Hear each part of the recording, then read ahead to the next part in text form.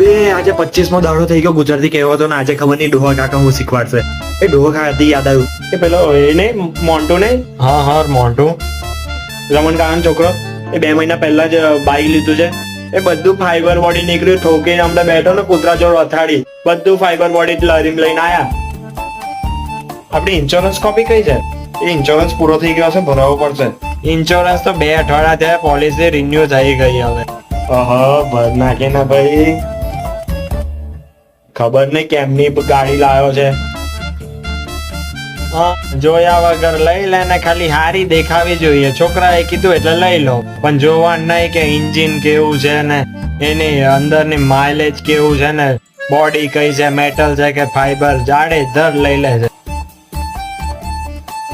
દરેક સફેદ વસ્તુ દૂધ ના હોય, સમજી લીધું ને?